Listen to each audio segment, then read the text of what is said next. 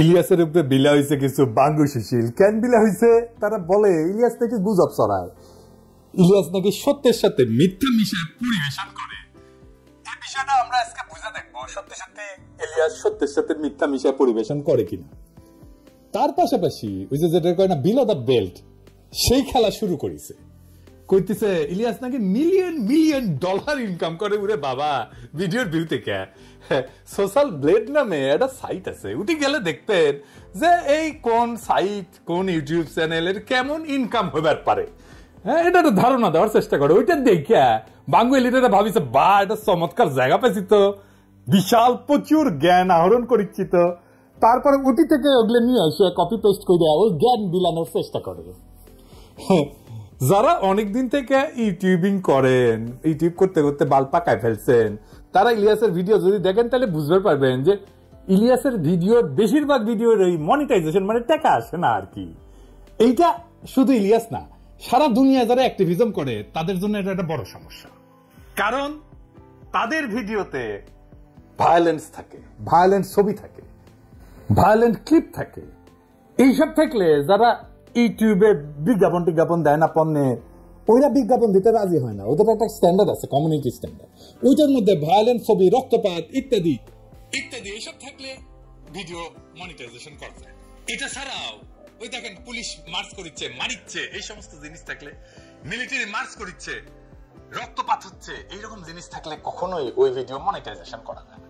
এটা ছাড়াও আরো সমস্যা আছে, সেটা হইতেছে পলিটিক্যাল ভিডিওতে রিপোর্ট হয়, প্রচুর রিপোর্ট হয়। অনেক বেশি যদি রিপোর্ট হয় তাহলে মনিটাইজেশন অফ হয়ে যায়। ইলিয়াস যদি মিলিয়ন মিলিয়ন ডলার কামাইতো তাহলে উবের চালায়, তার পেট চালাইতে হইতো না। যারা মেলা চেষ্টা চরিত্র করিছে, ইউটিউবার হবি, ফেসবুকার হবি, মেলা মানুষ চিনবি, যারা যখন পারেনি তখন ওই ঈর্ষা ওটা ঢেলে দেয় ইলিয়াসের উপরে। আপনি চিন্তা করেন, যে ছেলেটা সারাদিন আসে উবের চালায় নিজের পেট চালানোর জন্য, কতখানি নির্মম, কতখানি অসংবেদনশীল হইলে, কতখানি প্রতিহিংসা পরায়ণ হইলে এইরকম একটা অপবাদ দেয় একজন অ্যাক্টিভিস্টকে। ইলিয়াসের হয়তো সীমাবদ্ধতা আছে, সবারই আছে, আমারও আছে। কিন্তু বাংলাদেশের প্রশ্নে, বাংলাদেশের স্বার্থের প্রশ্নে, বাংলাদেশের জাতীয় স্বার্থের প্রশ্নে ইলিয়াস কখনো কোথাও কাউকে ছাড় দেবে না। ইলিয়াস ব্যক্তিগত লাভের জন্য দেশের স্বার্থকে কোনোদিন বিকায় দেবে না, এটা বিক্রি করবে না। এই জন্যই দেশের মানুষের অকাতর ভালোবাসা পাইছে। দেশের মানুষ না যখন কাউরে ভালোবাসে এমনি এমনি ভালোবাসে না, সে বুঝে যে কারে ভালোবাসা যায় আর কারে যায় না। অবাক ব্যাপার হইতেছে কি, যারা একসময় ইলিয়াসের ভিডিও প্রশংসা করেছিল এখনই তারা উচ্চ কণ্ঠে সমালোচনা করছে। যাই হোক, আসেন আমরা দেখি ইলিয়াসের ভিডিও নিয়ে কথা বলি। আমি আসলে ভিডিওর কন্টেন্ট নিয়ে কথা বলবো। আমি দেখবো যে এই যে গুজব টুজব বলতেছে, সত্য মিথ্যা মিশানো বলতেছে, ওই বিষয়টাই দেখবো। আসলে আমরা আসলে দেখি সত্য কারে বলে। দেখেন, আমরা যদি ধর্মের দিক থেকে দেখি তাইলে সত্য কই থাকে? সত্য কিন্তু সবসময় খোদাই, ঐশ্বরিক। এটা আদার ওয়ার্ল্ডে থাকে, এটা ঈশ্বরের কাছে থাকে, সৃষ্টিকর্তার কাছে থাকে। আমরা সত্যের নিকটবর্তী হওয়ার চেষ্টা করি। মিডিয়ার কাজ কি সত্য বলা? প্রশ্ন শুনে মনে হইতে পারে হ্যাঁ, মিডিয়ার কাজ তো সত্য বলাই। আসেন আমরা একটা ঘটনা দিয়ে এই মিডিয়ার সত্য বলার ঘটনাটা দেখি। ওই যে প্রথম আলোর সামনে যে জিয়াফতের ঘটনা ঘটেছিল না, জিয়াফতের দিন কি করেছিল? পুলিশ পিটাইছিল, তাই না?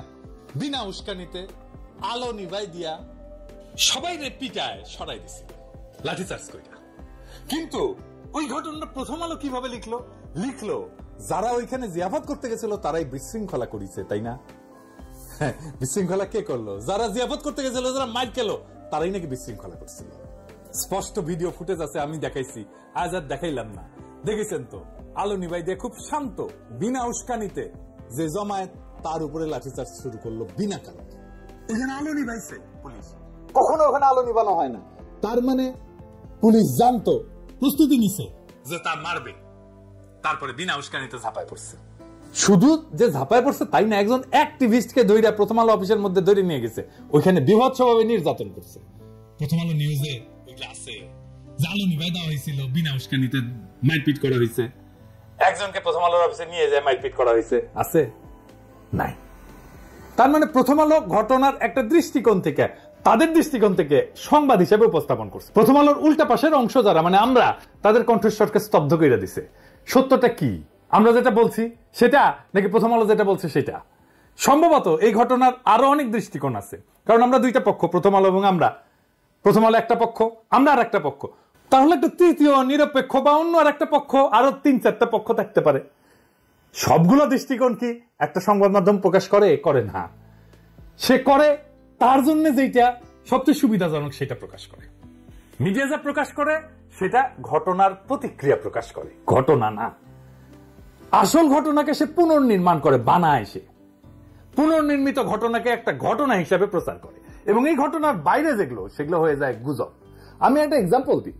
মানবতা বিরোধী অপরাধে আদালতে সংবাদপত্রে প্রকাশিত সংবাদকে সাক্ষ্য হিসেবে ধরা হয়েছিল।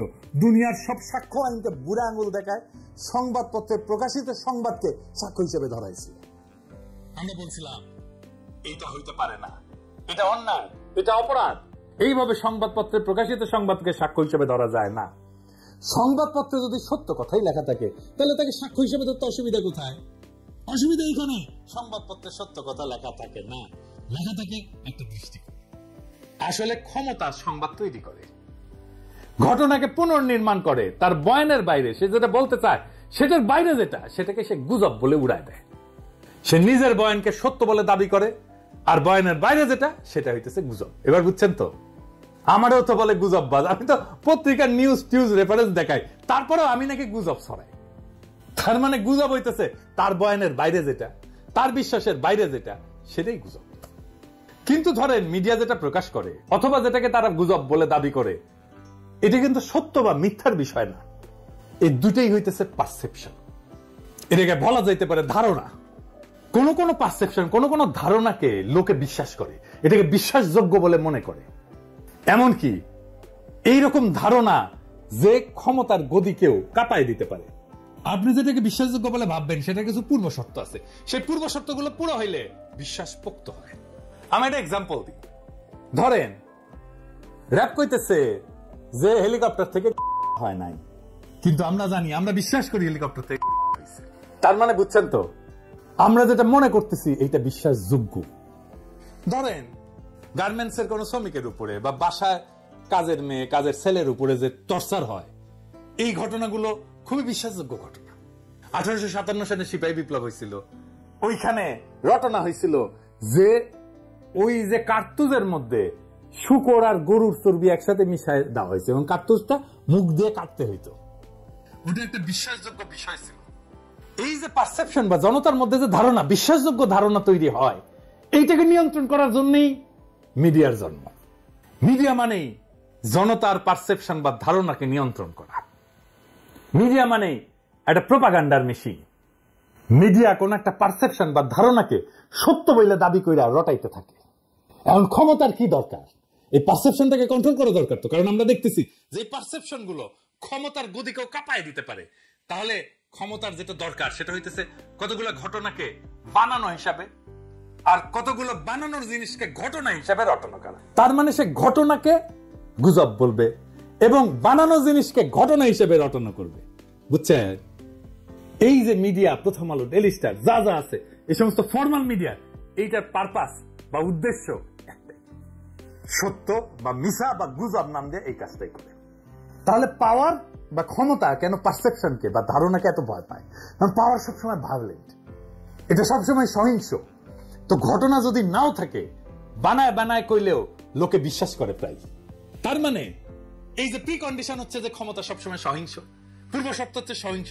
তাই সে সহিংসতা যদি নাও করে, যদি কেউ বানাও বলে যে মারছে এটা পুলিশে মারে, এটা বিশ্বাস করে ফেলবে মানুষ। মানুষের জ্ঞানের শুরু কই থেকে?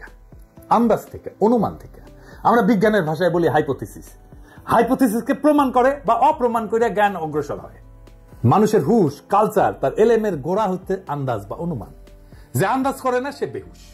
ক্ষমতা আপনার আন্দাজের ক্ষমতাকে নাম দিবে গুজব, কিন্তু আন্দাজ করাটা আপনার হক, আপনার অধিকার। ক্ষমতার দাবরা নিতে হয়তো জাহির করতে পারবেন না আপনার আন্দাজ, কিন্তু আপনার আন্দাজের হক নাই, এইটা মনের ভিতরে কখনো মাইনা নেবেন না। গায়ের জোরে হয়তো লাগতে না পেরে পিছায় আসবেন, কিন্তু বেহুশ হইয়েন না কখনো। মনে রাখবেন আন্দাজ করা আপনার হক। ইলিয়াস যা করে সেটা কি গুজব? ইলিয়াস তার যে ভিডিওগুলা করে, এই ভিডিও কোন ক্যাটাগরির ভিডিও বলেন তো, কোন টাইপের? এইটার যারা ইলিয়াসের সমালোচনা করে তারা কি কখনো দেখছে ইলিয়াস করে এক্সপ্লোরেটরি ডকুমেন্টারি? এক্সপ্লোরেটরি ডকুমেন্টারিটা আসলে কি? আসেন এটা বুঝে দেখি। এক্সপ্লোরেটরি ডকুমেন্টারি শিরোনাম ব্যবহার করা হয় যখন কোন ডকুমেন্টারি একটা বিষয় অনুসন্ধান করে এবং প্রমাণ সংগ্রহের পাশাপাশি সম্ভাব্য ধারণা বা অনুমান তুলে ধরে। ইলিয়াস এটা লিখে দেয় তার প্রত্যেকটা এপিসোডের সামনে। তার মানে ভিডিওতে সত্য এবং প্রমাণের পাশাপাশি সে অনুমানও তুলে ধরে। তাহলে সমালোচনা কেন? কেন বলা হয় ইলিয়াস গুজব ছড়ায়, সত্যের সাথে মিথ্যা মেশায়? কারণ ইলিয়াস ক্ষমতার বানানো ঘটনাকে পুরা ঘটনা বলে, সত্য ঘটনা বলে মানতে নারাজ। সে বেহুশ হয় নাই, সে তার হুশ ধইরা রাখছে। যেই ঘটনা ঘটছে তার ভিন্ন ব্যাখ্যা, ভিন্ন বয়ান কইরা সে বলতে চায় ক্ষমতা যেটা বলতে চায় না, ক্ষমতা যেটা বলতে চায় তার চাইতে ভিন্ন বয়ান ইলিয়াস দেয়। বিলিভেবল বয়ান, বিশ্বাসযোগ্য বয়ান ইলিয়াস দেয়।